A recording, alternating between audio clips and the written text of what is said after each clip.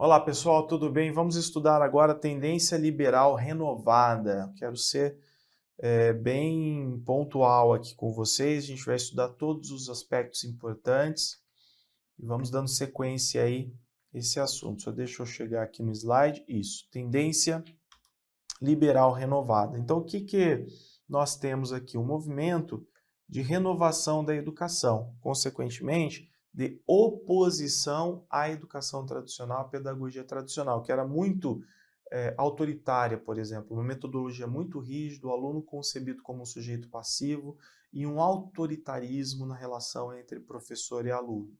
Beleza? Dentre outras críticas, obviamente, conteudismo, intelectualismo, enciclopedismo, etc. Então, esse movimento de renovação da educação, ele é um movimento inspirado nas ideias de Rousseau. Informação importante para nós aí. O que mais, Vinícius, que eu estou com sede de saber? O Libânio diz o seguinte: tendência liberal renovada desenvolveu-se como tendência pedagógica no início do século XX, embora nos séculos anteriores tenha existido diversos filósofos e pedagogos que propugnavam a renovação da educação vigente, tais como Erasmo, Rabelais, Montaigne, à época do Renascimento, e os já citados Comênio, Rousseau e Pestalozzi.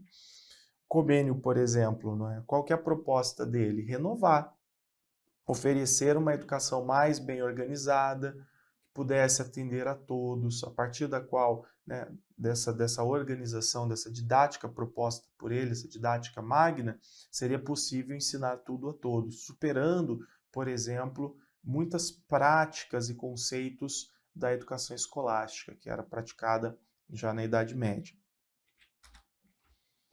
Outra informação. A tendência liberal renovada manifesta-se por várias versões. Normalmente a gente fala apenas do John Dewey, não é? Ou John Dewey, Maria Montessori, Carl Rogers, mas na verdade ela se manifesta por várias versões. Então, por exemplo, a renovada progressivista ou pragmática.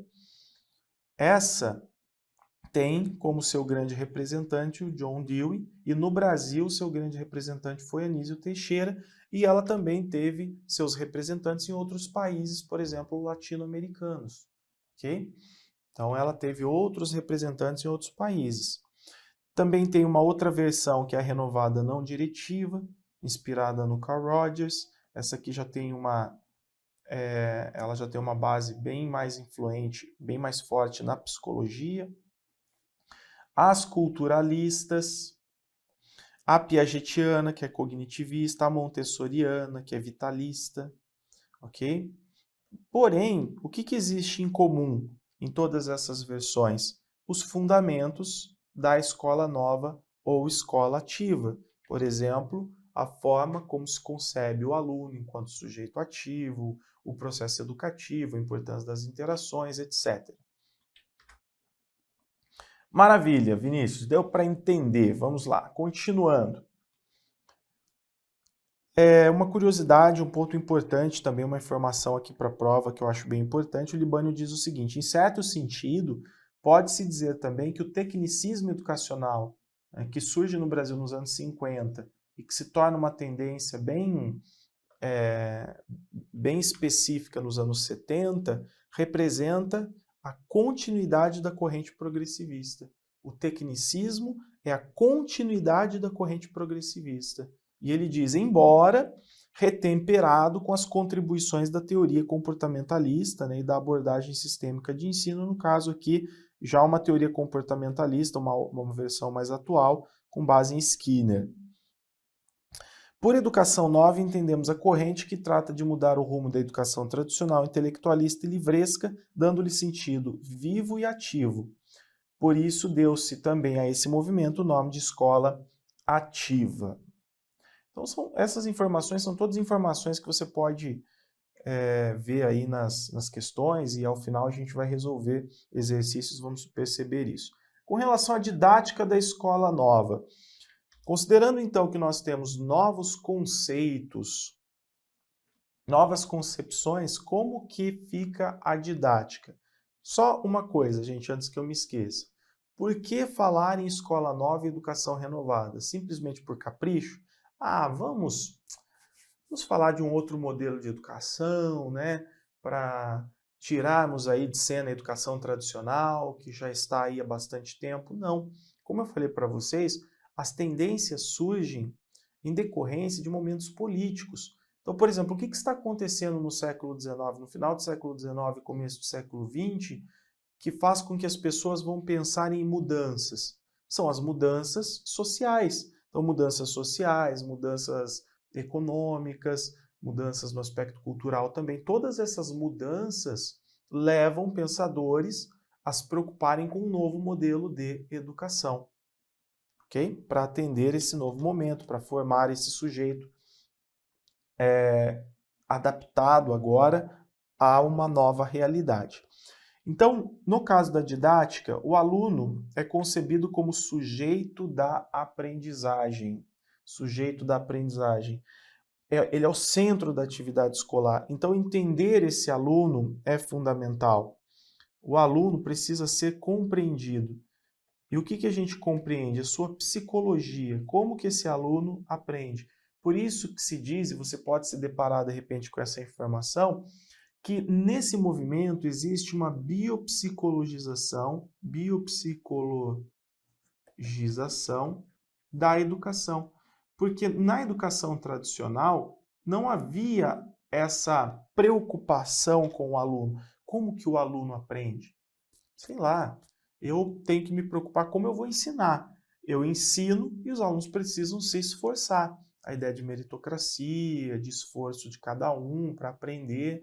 Agora não. Agora a preocupação é como o meu aluno aprende, quais são seus interesses, suas necessidades, em que nível de desenvolvimento ele está para eu poder trabalhar conteúdos, determinadas atividades, experiências com esse aluno.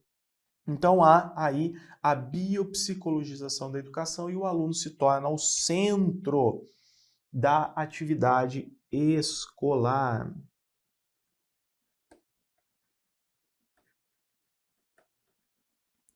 Centro da atividade escolar. Ok? E o professor, gente, vamos ver aqui. O papel do professor, colocar o aluno em condições propícias para que, partindo das suas necessidades e estimulando os seus interesses, possa buscar por si mesmo conhecimentos e também experiências. E o Libânio faz uma ressalva, gente, que é o seguinte: olhar para as necessidades, estimular interesses, etc., e fazer com que o aluno possa buscar por si mesmo conhecimentos e experiências, não significa simplesmente deixar o aluno livre, à vontade. A liberdade não tem a ver com espontaneísmo e com uma desatenção do professor com relação ao aluno. Não. O professor planeja, o professor organiza o ambiente, o professor oferece recursos, tudo para facilitar a aprendizagem, para facilitar o contato do aluno com o objeto de ensino, para favorecer as experiências, as interações. Mas nós não temos aí, por exemplo, espontaneísmo, faça de qualquer coisa, e também o professor que larga o aluno para aprender sozinho. Não há essa situação, tá? Isso seria um equívoco. E o Libânio ainda diz, não se trata apenas de aprender fazendo, no sentido do trabalho manual, ações de manipulação de objetos. Trata-se de colocar o aluno em situações. E para colocar o aluno em situações em que seja mobilizada a sua atividade global, o professor precisa planejar. E o que é mobilizar a atividade global? A educação tradicional estava muito preocupada apenas com o intelectualismo, ou seja, com o desenvolvimento cognitivo, com a relação da criança com o objeto apenas na dimensão cognitiva, ou apenas pela dimensão cognitiva. Aqui não. Agora, quando a gente fala de atividade global, é a relação cognitiva, afetiva, psicomotora. Tá? Então, é algo mais, trata-se de uma relação mais complexa do sujeito com o objeto e que se manifesta em atividade intelectual, atividade de criação, de expressão verbal, escrita, plástica ou outro tipo. Lembrando também que na educação tradicional valoriza-se apenas expressão verbal, né, oral e escrita. não há abertura para outros tipos de expressão da criança. Ainda sobre o professor, ele é um incentivador e organizador de situações de aprendizagem, ou seja, o professor adequa as situações de aprendizagem às características dos alunos. Por isso, não vamos nos enganar. Não deve haver espontaneísmo e nem criança isolada aprendendo sozinha, como se a criança aprendesse sozinha sem nenhum apoio, sem nenhum estímulo, sem nenhum acompanhamento dos professores. Métodos e técnicas.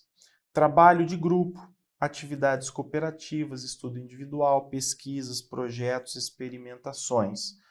O método, gente, ele não está mais preocupado com a instrução. Como vou ensinar esse conteúdo? Como acontecia na educação tradicional. Agora, o método está preocupado com o processo de aprendizagem. Essa é a preocupação.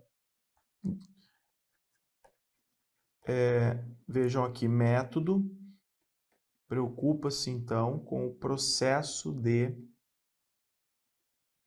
aprendizagem. Como eu vou organizar o ambiente e como é esse caminho que o aluno percorre até aprender. Então, o método não se importa necessariamente com o ensino, com a instrução, mas com o processo de aprendizagem. E qual é o melhor método, Vinícius? Vejam, biopsicologização da educação. O melhor método é aquele que atende às exigências psicológicas do aluno, do aprender. Então, deve atender às exigências psicológicas da aprendizagem. Lembrando que nós estamos vendo pontos comuns aí, ok? Pontos comuns. E a escola, então, ela vai possibilitar a aprendizagem por descobertas, focada no interesse das crianças. Nós tivemos vários autores que defenderam isso, né? E algo curioso, por exemplo, o Celestin Freinet. O Celestin Freinet também traz novas concepções de aluno, de ensino, de educação, focando no aluno, na sua atividade, em atividades de pesquisa, de elaboração conjunta de materiais, etc. No entanto, o Celestin Freinet não é um liberal. Então ele não é, por exemplo, ele não é um membro do Escola Novismo, no caso, um seguidor do Escola Novismo. Ele também oferece ali formas de superar a educação tradicional, mas ele não é um seguidor do Escola Novismo e ele não é um liberal. Celestin Freinet, na França, foi inclusive membro de partido comunista. Ele está muito preocupado com a educação das massas, ele tem uma visão política de educação, ou seja, é preciso também olhar para o cenário social. Então, ele não é um liberal. E mesmo assim, ele compartilha dessas ideias aqui. Tá? Didática. A didática não é a direção do ensino, é a orientação da aprendizagem. Tá? Então, a preocupação é essa. Não é direcionar o ensino, por exemplo, instrução, como eu vou ensinar, né? O como. Não. Orientação da aprendizagem. Como o meu aluno aprende, o que eu posso fazer para que ele aprenda melhor. Uma vez que esta é uma experiência própria do aluno, a aprendizagem é uma experiência própria do aluno, por meio de pesquisa e investigação. Mas isso não quer dizer que eu deva deixar o aluno sozinho ali, à mercê da própria sorte, não é? Bom, visto isso, pessoal, vamos analisar aqui um trecho baseado em um trecho do STED-BR, do História da Educação Brasileira, que é um grupo de estudos da Unicamp, e a gente vai perceber aqui que o Saviani, um progressista, faz críticas à educação renovada, ao escola-novismo.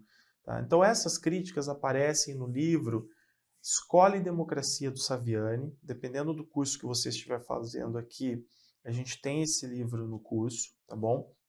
É um livro muito importante, que eu também estou utilizando como base. Então, o Saviani faz uma análise das duas pedagogias, da pedagogia tradicional e da pedagogia nova. A pedagogia tradicional tem lá seus problemas? Sim, principalmente o intelectualismo, ou seja, o conteudismo, ensino de conteúdos não vinculados à prática social, principalmente esse problema. Mas a educação tradicional se preocupa com a disciplina do aluno, se preocupa com a aprendizagem, ensinar conteúdos, e isso é um fator positivo. Já a pedagogia nova oferece liberdade para os alunos, ou seja, os alunos são livres para interagir entre si com os objetos, explorar, pesquisar. O aluno é concebido como um sujeito ativo e nós temos aí um avanço importante. No entanto, ela não está preocupada com a aprendizagem de verdade dos alunos. Ensinar conteúdos, se preocupar mais com a questão da disciplina no processo de aprendizagem. Ou seja, percebe-se um elitismo nessa proposta renovada, porque a criança que vem já da classe média, talvez ela não tenha tanta necessidade de ter acesso a bens culturais, a determinados saberes, porque ela já tem uma base na família, por exemplo, onde ela vive. Já a criança das massas populares, ela precisa muito da escola. Ela tem essa necessidade. É a escola que vai ajudá-la a ter acesso a saberes, bens culturais, conhecimentos, aproximação da ciência. É a escola que vai fazer isso e que vai oferecer a ela a possibilidade de exercer a sua cidadania com dignidade, de se emancipar. Então, o grande problema da escola nova é o elitismo, é justamente o fato dela não atender as camadas populares. Então, há a ideia de renovação, mas a gente tem ainda um problema aí a ser resolvido, porque ela não atende os interesses populares. E depois, né, a síntese disso é justamente a pedagogia histórico-crítica, que nós não vamos estudar aqui, nós estudamos num outro momento, ok? Que seria a solução, não é? E a pedagogia histórico-crítica está dentro daquele otimismo transformador que nós vimos. Sim, a sociedade é liberal, a sociedade é opressora, a escola é reprodutivista, mas nós temos um caminho aqui para transformar essa realidade. Então, a pedagogia histórico-crítica, ela carrega um otimismo crítico, otimismo transformador. Então, esse trecho aqui diz assim, para fixar essa pedagogia no Brasil, no caso, qual que é a pedagogia? Escola-novismo, tá? Muitos recursos financeiros e de formação profissional teriam que ser utilizados, algo que não aconteceu, deixando as escolas à mercê da estruturação essencial para esse tipo de trabalho. Nesse caso, poucos tiveram acesso a uma educação de qualidade. Podemos dizer, com base em Saviani, que para as elites essa educação foi aprimorada, enquanto a massa popular, da qual destacaremos os trabalhadores proletariados, teve um desfavorecimento no ensino educativo, pois houve um afrouxamento da disciplina e a despreocupação com a transmissão de conhecimentos. Saviani aponta que o problema relativo ao esvaziamento do conteúdo escolar deve-se largamente ao movimento da escola nova, que não se preocupava com isso. Alguns autores, inclusive, vão dizer que a escola nova ela pode até se adequar à educação infantil, mas a partir do ensino fundamental ela já não é mais interessante, a proposta de escola nova.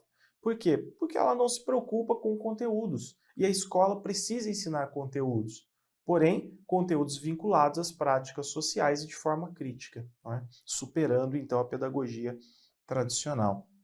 Saviani vai dizer também, vai se referir à educação tradicional como a pedagogia tradicional como pedagogia da essência, pela forma como ela compreende o homem, o sujeito, e vai se referir à pedagogia nova como pedagogia da existência. Mas isso é um assunto para uma outra aula. Ainda, pessoal, eu trouxe aqui para vocês algumas tabelas. Educação renovada progressista com base em Lucchesi. A escola tem a finalidade de adequar as necessidades individuais ao meio.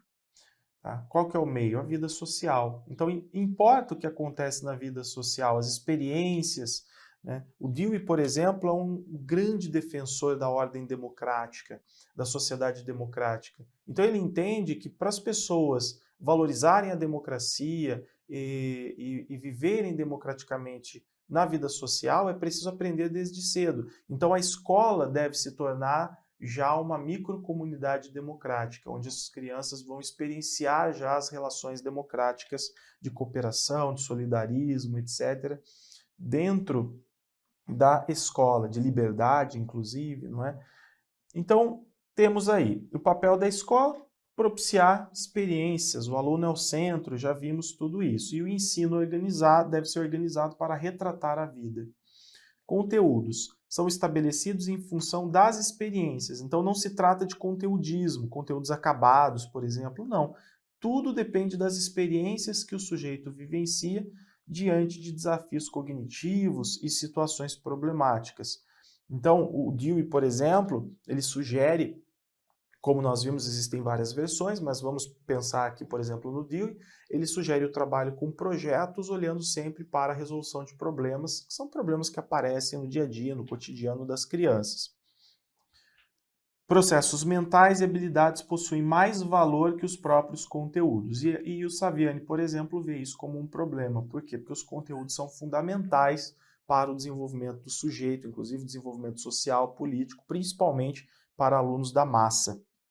O método, importância do trabalho em grupo, método ativo. Passos do método ativo. Da mesma forma como nós vimos, por exemplo, 5 passos da pedagogia tradicional, que é uma referência apenas, né, e que tem base em Rebar, nos 4 passos de Rebar, aqui nós também temos os passos do método ativo. Colocar o aluno em situação de experiência que tem um interesse por si mesma. Ainda, o problema deve ser desafiante. Ainda, o aluno deve dispor de informações e instruções que lhe permitam pesquisar a descoberta de soluções. Soluções provisórias devem ser incentivadas e ordenadas, né, que tem a ver com o levantamento das hipóteses pelos alunos.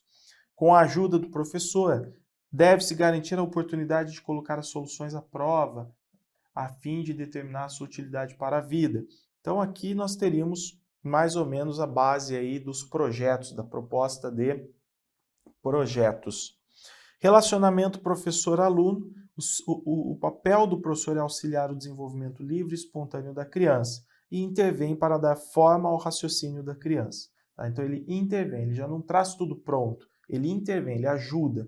E o professor, gente, ele tem que desenvolver ali com a criança um clima democrático. Valoriza-se muito a construção de um clima de afetividade, de uma relação afetiva entre professor e aluno, para que o aluno tenha credibilidade no professor e eles possam ter, então, uma relação ali, uma relação direta, bem produtiva, sem barreiras e possam juntos estabelecer um clima democrático. A disciplina na educação tradicional, ela é garantida a partir da coerção e da punição. Então, se o aluno for indisciplinado, ele será punido. Aqui a disciplina está mais relacionada à consciência. O aluno percebe que ali, naquele ambiente em que ele vive, democrático, existem os direitos, os deveres. Em determinados momentos ele tem que abrir mão dos seus interesses, ele tem que respeitar o outro. Então, aos poucos, ele vai desenvolvendo essa consciência dos limites da vida grupal, vivência democrática. Pressupostos de aprendizagem. A motivação depende da força de estimulação do problema e das disposições internas e interesses do aluno. Então é muito interessante motivar o aluno, tá? A motivação, trabalhar com aquilo que interessa ao aluno. Na educação tradicional, o aluno tem que ser o quê? Resistente, prestar atenção, e pouco importa se aquilo interessa ou não para ele precisa aprender. É importante para a sua educação moral, intelectual. Aqui não, aqui o professor vai criar formas de tornar a atividade interessante para o aluno, para que ele, a partir do momento que ele se interessa, ele tem mais condições de assimilar o objeto, o conteúdo, de aprender e de viver bem aquela experiência. Tá? Então essa motivação, ela é buscada a partir da estimulação, por sua vez. E o professor se utiliza muito da ludicidade, algo que não aparece muito nas propostas tradicionais conservadoras, né? A questão da ludicidade. A avaliação é fluida, tenta ser eficaz à medida que os esforços e os êxitos são pronto e explicitamente reconhecidos pelo professor. Então, o professor reconhece esforços, êxitos, enfim. Na educação tradicional, não. Na pedagogia tradicional, o aluno é avaliado de forma bem classificatória, né? Ó, eu tenho aqui 10 pontos, eu quero ver o que você aprendeu, o que você memorizou, e você vai receber uma nota e será classificado com base nela. Tranquilo, não é? Então, conteúdos, como nós vimos, eles são estabelecidos pelas experiências e a avaliação está focada na qualidade e não na quantidade, está focada no processo e não no produto. Você pode colocar aí. Nós também temos aqui uma tabela para a educação renovada não diretiva, tá? Essa aqui baseada em Carl Rogers. É uma outra versão que você sabe que aparece também, uma outra versão da educação renovada. Então, a escola está preocupada com formação de atitudes, o importante é estabelecer um clima favorável, uma mudança dentro do indivíduo. Os conteúdos de ensino, a transmissão dos conteúdos está em segundo plano. Os processos de ensino devem facilitar aos estudantes os meios para buscarem por si mesmos os conhecimentos. E aqui você sabe que o professor é o quê? Um terapeuta. A aula acaba sendo muito uma terapia. Métodos de ensino são dispensados, o professor deverá desenvolver um estilo próprio para facilitar a aprendizagem dos alunos. O professor é um facilitador que tem plena convicção na capacidade de autodesenvolvimento do estudante. Nessa relação professor-aluno, educação centrada no aluno, visando formar a sua personalidade, há uma preocupação maior com a personalidade, a partir de experiências significativas. O professor é um especialista em relações humanas. Pressupostos de aprendizagem, a motivação resulta do desejo de adequação pessoal na busca da autorrealização. Então, aquela criança que for mais motivada, aquela criança que for mais interessada, mais consciente e capaz de buscar autodesenvolvimento e autorrealização, ela vai se desenvolver, ela vai aprender. Isso é mais importante. Se a criança tiver isso, depois o resto é fácil, né? Aprender conteúdos é fácil, desde que ela esteja motivada para a aprendizagem, aprenda a buscar autodesenvolvimento e autorrealização. E também trouxe para vocês uma tabela síntese da pedagogia nova, de forma geral, com base em Maurice Tardif, como eu falei para vocês, um canadense importante aqui. Então ele fala da terminologia, da finalidade da educação, né? Transmitir, entre aspas, a cultura a partir das forças vivas das crianças, a partir das suas experiências, dos seus interesses. Método, educar de dentro para fora. Lembra que o método na pedagogia tradicional é educar de fora para dentro, é oferecer estímulos para os alunos, para observação, percepção, memorização. O professor apresenta ali as verdades acabadas. Aqui não, o educador, o método, né? O educador, aliás, educar de dentro para fora, ou seja, eu ofereço os estímulos para as crianças vão reconstruir as experiências e o objeto de dentro para fora, como sujeitos construtores de conhecimento. Ponto de partida, o lado subjetivo pessoal da criança, pedagogia do interesse, escola ativa, aprende-se fazendo. O Libânio fala que também não é só isso, né? Nós vimos um trecho do Libânio que ele fala que também não é só aprender fazendo, mas aprender a partir desse contato mais global da criança com o objeto, com as experiências, favorecendo as múltiplas expressões, etc. Concepção da criança. A criança é um sujeito que tem necessidades, interesses, uma energia criadora. Concepção da escola. A escola é um meio natural e social no qual decorre a vida da criança. Então, veja, a criança não é preparada para o futuro. A criança é hoje, é o que ela é hoje. A criança já vive hoje. Hoje a criança já está vivendo a infância, hoje a criança já está vivendo ali o seu mundo social, hoje ela já está interagindo, já está sendo protagonista. Então a educação não é para que a criança venha a ser futuramente, não, é para que ela se desenvolva hoje, experiencie hoje. O papel do professor. O professor orienta, aconselha, desperta a criança para o saber. Disciplina pessoal, motivação intrínseca, vem do interior, da consciência do sujeito. ok? Maravilha, gente. Então, acredito que a gente tenha visto aí muitas informações bem pontuais que aparecem nas provas e, como eu falei, depois a gente vai resolver vários exercícios ao final e nós vamos retomando o que nós já vimos e também fazendo complementações que forem necessárias, ok? Próxima tendência na próxima aula é a tendência liberal tecnicista.